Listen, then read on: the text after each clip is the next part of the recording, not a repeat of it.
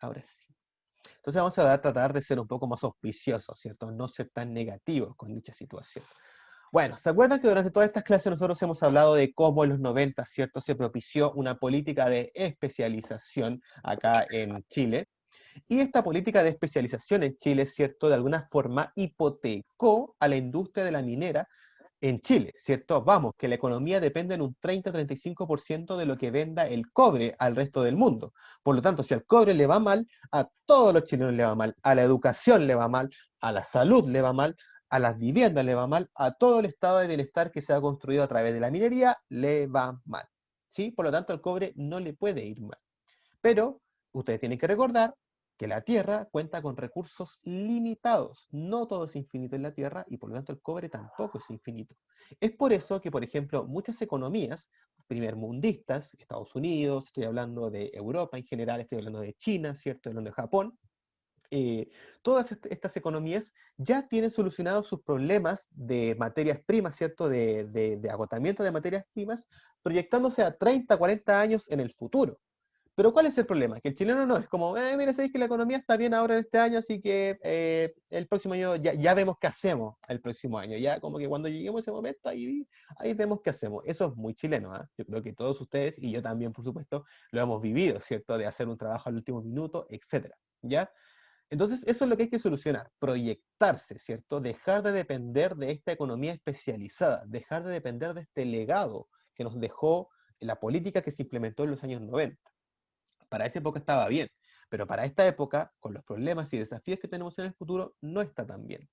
¿Se acuerdan que yo hablé en este caso, cierto, de una economía complementaria, cierto? De una economía, ¿se acuerdan que di el ejemplo de doña Juanita, cierto? Esta doña Juanita que tenía su dueña, me parece que no sé si hay una Carolina en este curso, ¿no? No me parece que la Carolina era la dueña de la, de la industria de la madera. No importa, bueno, y dejemos que es doña Juanita.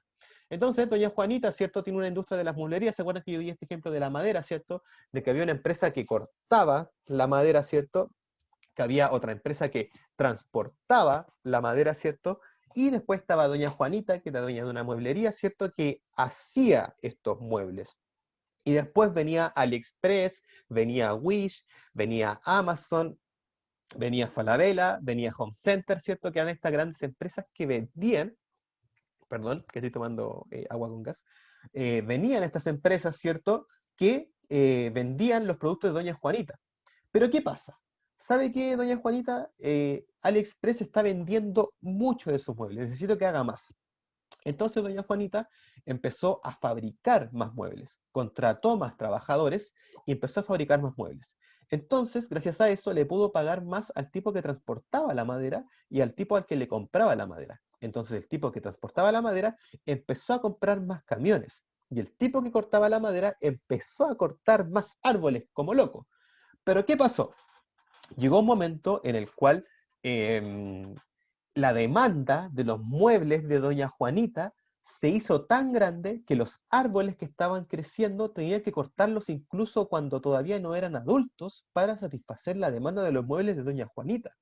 Entonces esto siguió incrementando hasta el punto de que los árboles y el bosque ya no se podía volver a crecer para ser talado, producto de que doña Juanita estaba vendiendo demasiado.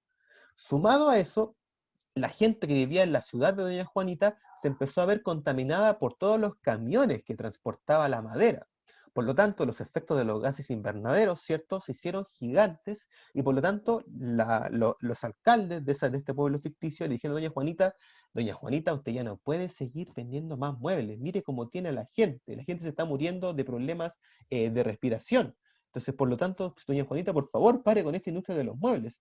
Y Doña Juanita les dice, pero es que si yo paro con esta industria de los muebles, amigo, yo quedo sin trabajo, miles de trabajadores quedan sin trabajo, y más encima el país queda sin doña Juanita, que era la que sostenía toda la economía de nuestro querido país y de nuestra querida ciudad. Entonces, esta economía, lo que quiero llegar con esto, chicos y chicas, que esta economía complementaria no solamente debe ser complementaria, sino que también debe estar en función y defensa del medio ambiente. Teniendo esto en consideración, ¿qué medidas le propondrían a doña Juanita para salvar el negocio de los muebles? Esa es la pregunta a responder. Vamos, si ustedes fueran los consejeros de doña Juanita, ¿qué le dirían para salvar la industria de los muebles? Espero sus respuestas, quedo atento. Comprar madera de afuera. Comprar madera de afuera, dice Ignacio. Ya, bien, correcto. Es una buena medida, ¿cierto? Con eso logra que los árboles se mantengan durante mucho más tiempo, ¿cierto? Pero ¿qué pasa si a ese país que doña Juanita le estaba comprando los árboles, de un día para otro dice, oye, ¿sabéis que doña Juanita me está comprando mucho? Voy a subir el precio. Y Le se acabó. compra a otro país. Ya, pero ocurre lo mismo con todo el resto de países, Ignacio. Es que depende, pues si sube el precio de los árboles que está comprando o en sí la madera que está comprando, tiene que subir los precios también ella. Si así se maneja el mercado igual. Sí, estamos de acuerdo, pero tenemos que también pensar en que doña Juanita está literalmente destruyendo el mundo, está talando los árboles de todas las partes del mundo y por lo tanto ya no puede seguir cortando árboles de todo el mundo. Ya literalmente no puede dedicarse a la madera, no puede seguir cortando árboles. Esa es la cuestión, Ignacio. ¿Ya? Es una buena propuesta, una buena medida la que tú estás proponiendo, un digno de mentalidad de un tiburón. Milton Friedman estaría orgulloso de lo que tú acabas de decir, pero no es la solución para el siglo Pero que XXI. haga entonces muebles de otros materiales. Y haga muebles de otros materiales. Esa es una muy buena solución también, Ignacio. Entonces ya tenemos dos soluciones, que hagas muebles, pero el problema con esta, yo siempre te voy a buscar problemas, tranquilo, pero estás muy bien encaminado. Eh, el problema con esto, Ignacio, es que tendría que instruir a todos los trabajadores que ya trabajaban la madera, se la conocían al revés y al derecho, tendría que pagar cursos para poder trabajar y aprender a hacer otros materiales. ¿Sí? Otros podrían decir que doña Juanita deje de invertir en la madera, ¿cierto? Que deje de invertir en la madera y que se dedique a invertir en casas, que se dedique a invertir en, qué sé yo, en el comercio, que se... Pero, profe, igual con toda la plata que ganó todo ese tiempo, un curso no es nada, po. No, pero aún así sí, tiene, sí es una inversión, pues Ignacio. Sí o sí genera una inversión. Sí, sí o sí tenéis que invertir, tenéis que gastar en eso. ¿Ya? Pero el problema Como que en todo negocio nomás. estamos de acuerdo. Pero, ¿y qué pasa entonces en ese caso si doña Juanita, alguien le dice, no, pero invierte en otras cosas, invierte, qué sé yo, en hacer muebles de otro material? Pero el problema, Ignacio, es que doña Juanita no va tanto por la plata, sino que ama los muebles. Ella le gusta el trabajo de la mueblería y le gusta trabajar en esto. Y no quiere dedicarse a otra cosa porque es lo que ama. Es literalmente su sueño y ella tampoco es una interesada por el dinero. Qué mal por doña Juanita, debería interesarse más el dinero. Pero bueno, eso es cuestión de doña Juanita, ¿cierto? Nosotros no estamos aquí para criticar, porque para gustos, colores, señores, no, pero ya, doña Juanita ama los muebles, entonces quiere seguir trabajando con la madera. Ese es el problema, Ignacio, con doña Juanita, quiere seguir trabajando con la madera. ¿Qué le propondrías tú? Si doña Juanita ya Tengo no... una pregunta. ¿Existe la madera sintética? Ah, no, o sí. Ah, entonces no sé. O sea, creo que debe haber algún plástico que asemeje el parecido a la madera, Entonces ahí por ahí puede ser igual, po. pero es que nunca se va a cortar como la madera. Pues si es plástico se va a utilizar otro corte, se va a utilizar otros pernos, por ejemplo. Eh, Pero Ignacio, quizás estamos pensando muy especializadamente. Estamos pensando muy en una economía lineal. Y tenemos que recordar que la economía, para que resurja en el siglo XXI, tiene que ser circular.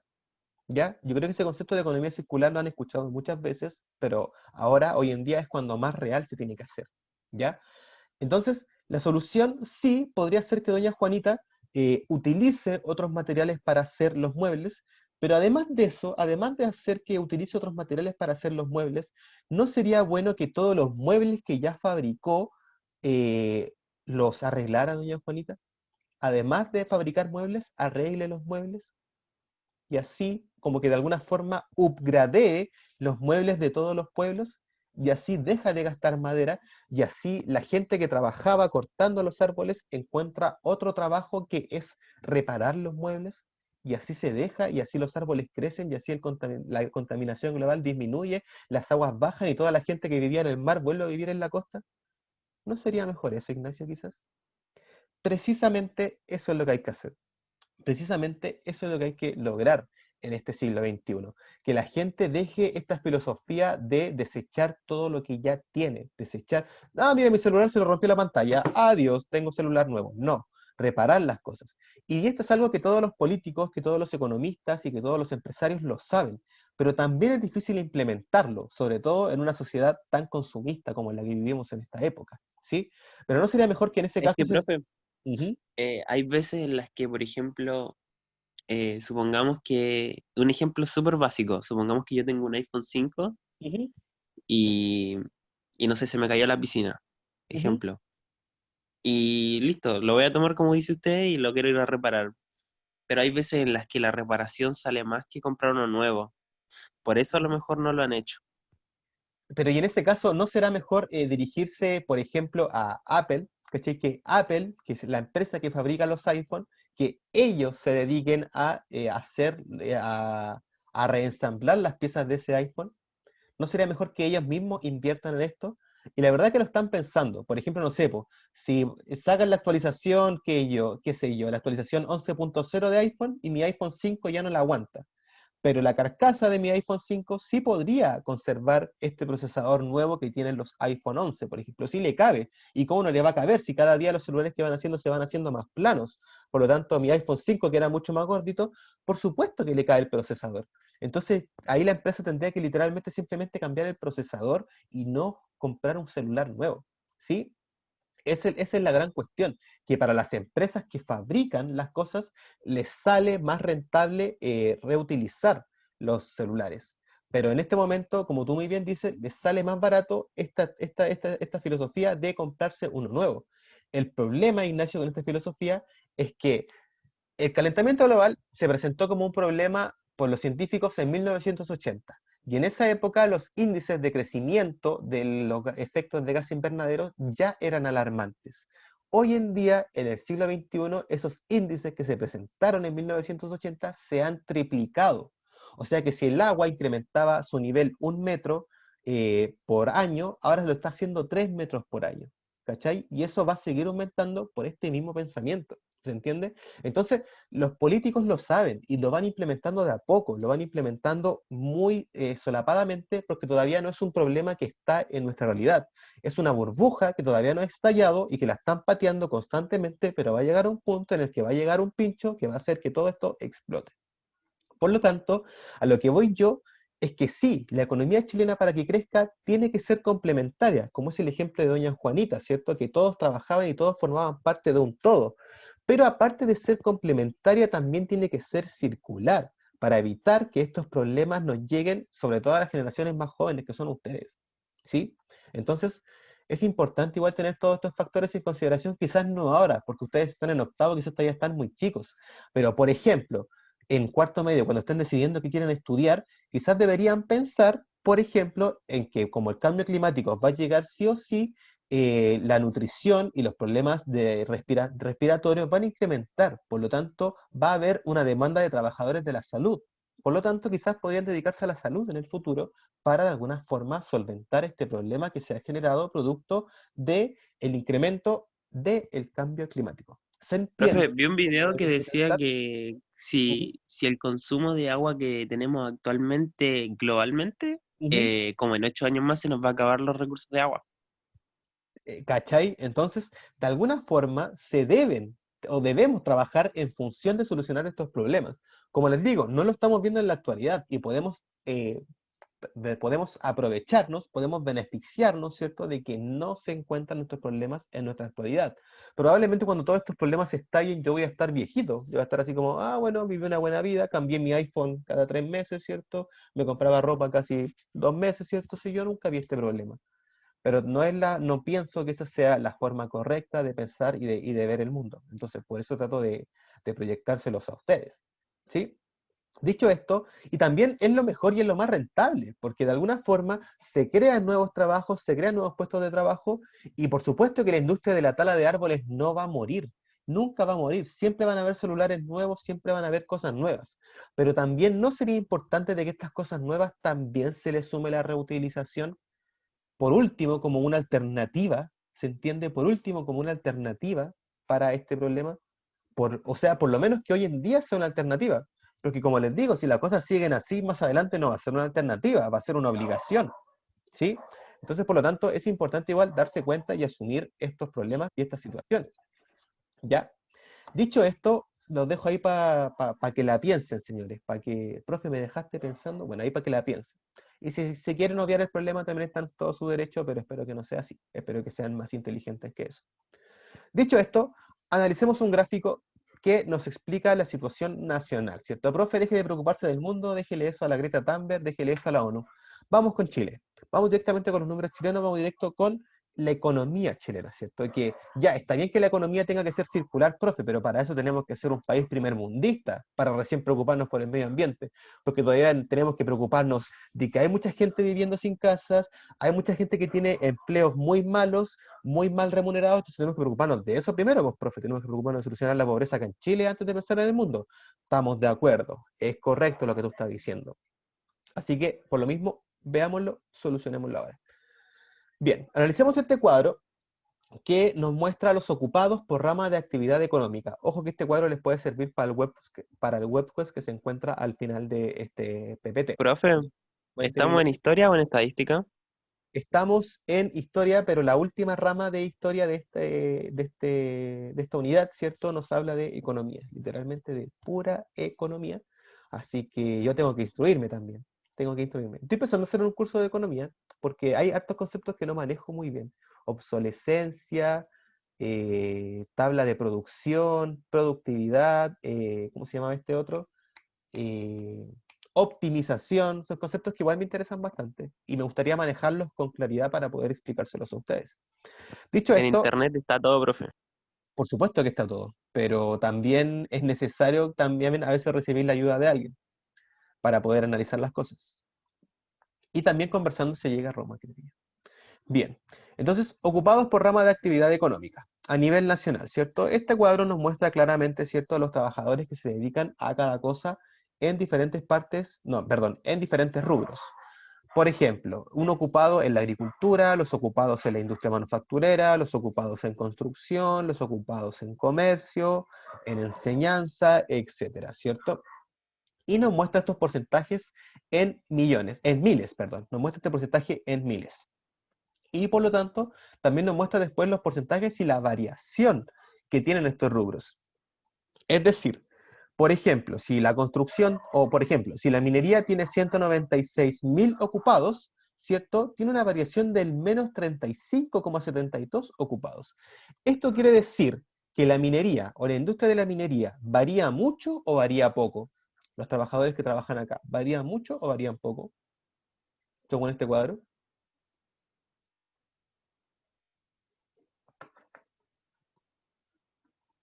Ya, po. ¿Alguien? Que no sea el Ignacio, por favor. Y el Ignacio ya ha trabajado mucho.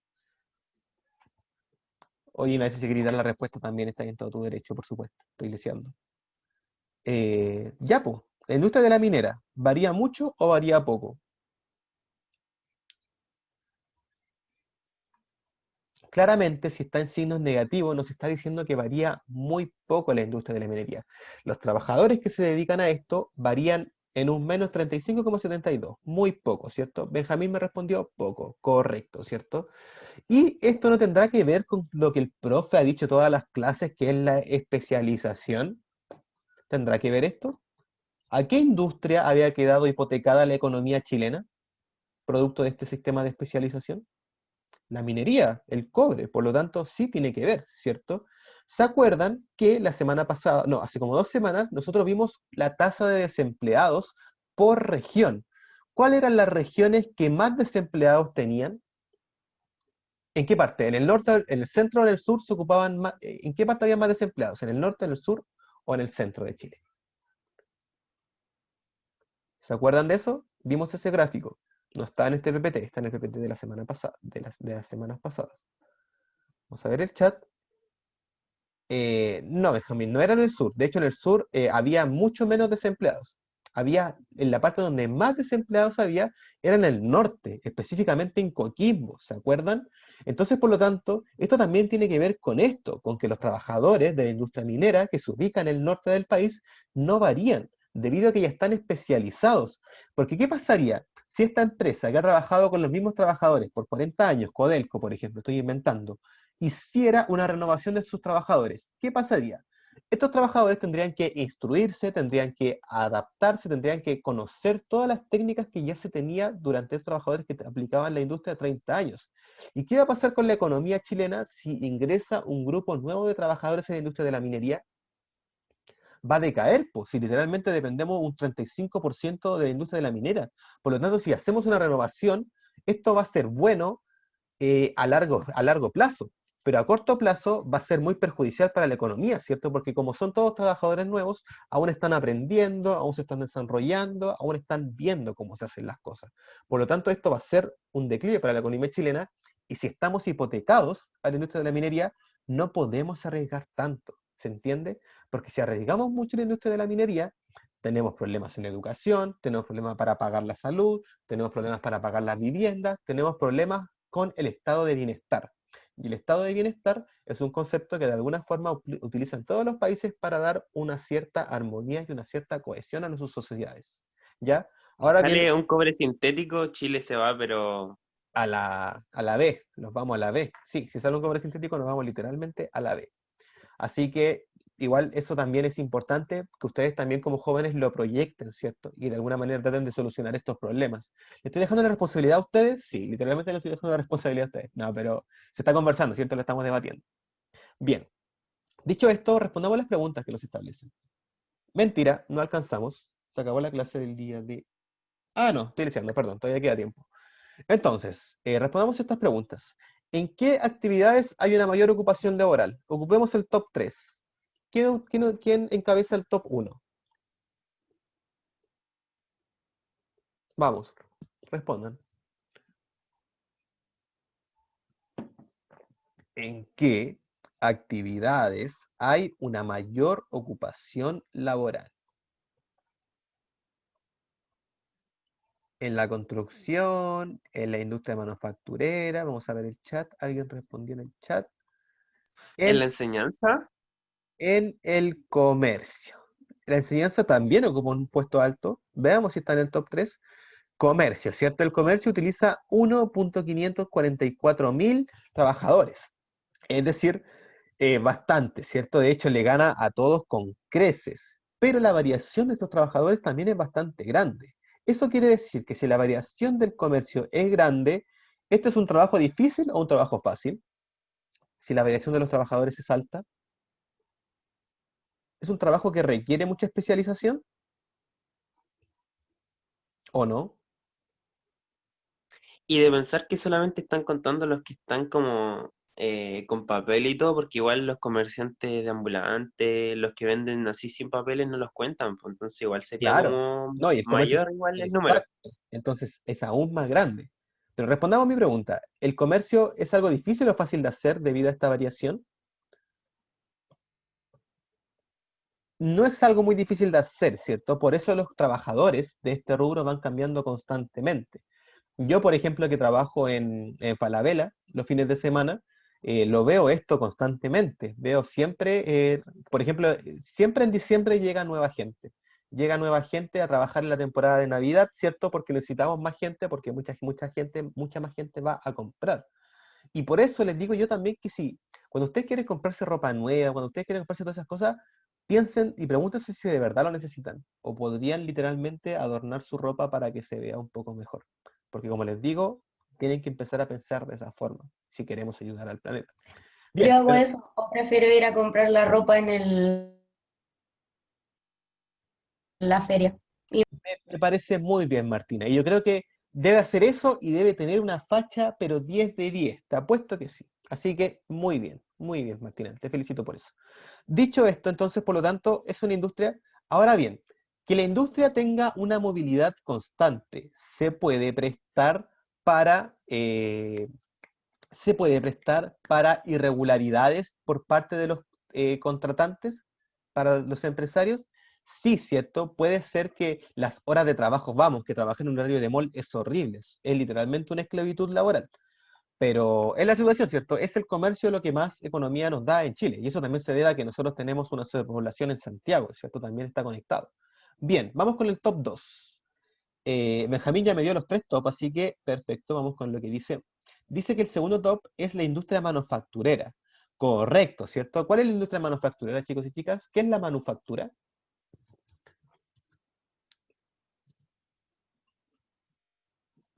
Ya, pues los que googlean, en internet está todo. ¿Qué es la industria manufacturera?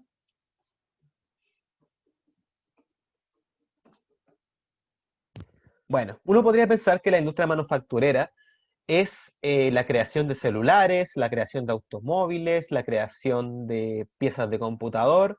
Efectivamente, eso también es una industria manufacturera, porque son productos terminados, son productos que se hacen a base de partes, de ensamblaje, ¿cierto? A base de materias primas. Correcto, estamos de acuerdo. Pero la industria manufacturera también es calzado, también es ropa, también es pegamento, también es vino, también es alcohol, también es los productos Fruna, qué sé yo. La industria manufacturera también son todos esos productos más pequeños. El problema es que también en la industria manufacturera hay escalas. Chile tiene una alta industria manufacturera, sí, pero no tiene una alta industria manufacturera dedicada a, qué sé yo, a la fabricación de automóviles, a la fabricación de celulares, a la fabricación de computadores.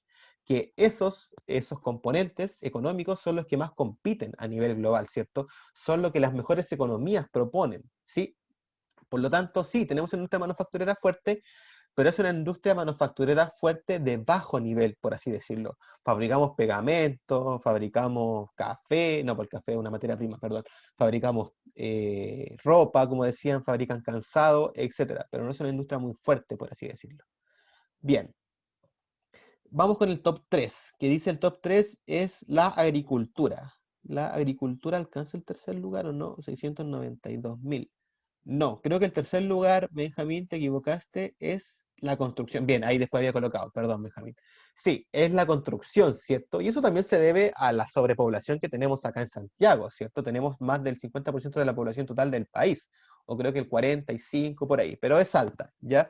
Entonces, por lo tanto, también se debe, y también con producto de este problema también vemos la desregularización que se produce en la construcción de edificios. Vamos, que es cosa de ir a Estación Central y ver estos edificios gigantes que tienen como 1000 departamentos y que son como una galleta, que pareciera que uno de los que si bien era un gigante lo podría partir como si fuera una tritón, pero es lo que hay, ¿cierto? Es lo que hay producto también de la sobrepoblación que presenta Santiago. Y también esto también de alguna forma promueve la precarización de las viviendas. Y por ahí no tiene que ir el mundo, ¿cierto? Porque a nadie le gustaría vivir de forma precaria, por así decirlo. Otros grandes países también presentan este problema. Por ejemplo, en Corea del Sur, ¿cierto? Que es una industria, que es un país que tiene una de las economías más fuertes del mundo, también tiene estos departamentos que son de 1 por 1, que son de 2 por 2, y que literalmente la Profe, gente vive en muy pocos metros cuadrados. Cuéntame, Ignacio. la gran pregunta es, ¿y la gente que tiene el poder suficiente como para cambiar todo esto en Chile, por qué no hace nada para cambiarlo? Es que Ignacio, yo personalmente no siento que no hagan nada, ¿ya? Muchas veces se dice que los políticos no tienen ni un brillo, que son malos, muchas veces se dice que los empresarios son malos, todo lo que tú queráis, y estamos de acuerdo, pueden tener sus cosas malas y sus cosas buenas. El problema no es un problema tanto de Chile, es un problema de Latinoamérica, ¿ya? Y es un problema también de cómo se dividió el mundo a través de la historia. Es un problema también de los procesos de industrialización. ¿Te acuerdas que yo te hablé de los procesos de industrialización que tiene que pasar por un país para ser primermundista? Eso no es algo que pueda solucionar solamente un presidente. Algunos presidentes lo han intentado. Por la vía del comunismo, por ejemplo, también muchos países lo han intentado. ¿Ha resultado muy bien?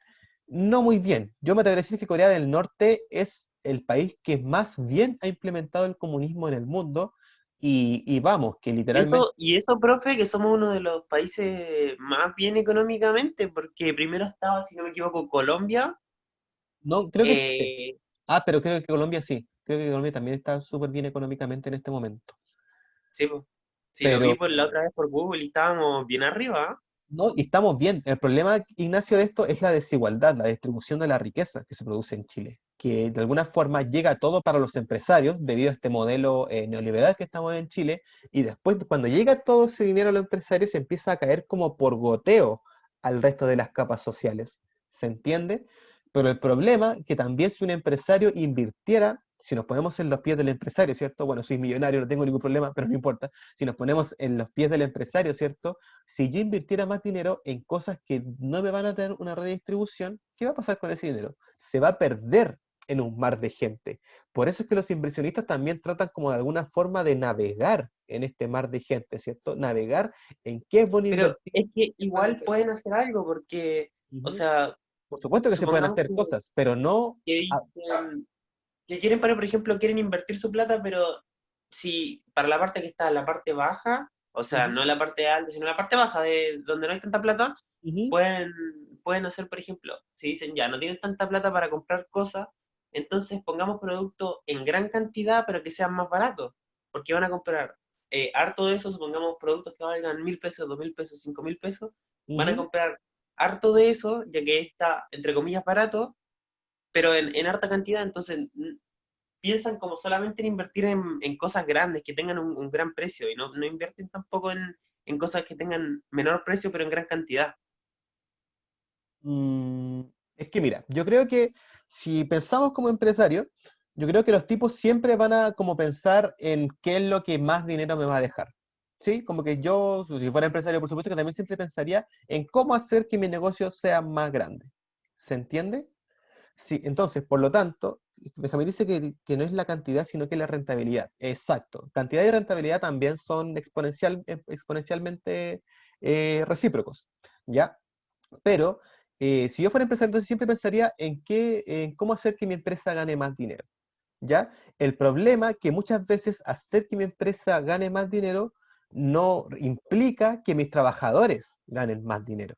¿Se entiende? Muchas veces cuando uno aboga a la voluntad de los seres humanos, se va a llevar muchas malas noticias, se va a llevar muy mala, le va a ir mal si uno aboga a la voluntad del ser humano, porque el ser humano igual siempre va a priorizar de alguna forma defender a su familia, defender sus intereses privados.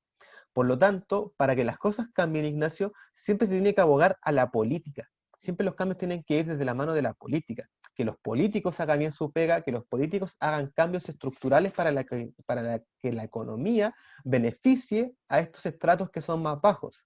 ¿Se entiende? Por eso es importante que ustedes también tengan una instrucción política y que también piensen en función del medio ambiente, como les vengo diciendo. Por ejemplo, si ustedes ven que un político, mira, este político como que defiende harto el medio ambiente, yo le creo más a él, por ejemplo, estoy inventando, ¿cierto? Pero eso también habla también de alguna forma de lo que ustedes creen y de su formación política, y para eso también esta historia, ¿ya? Chicos, está muy buena la conversación, pero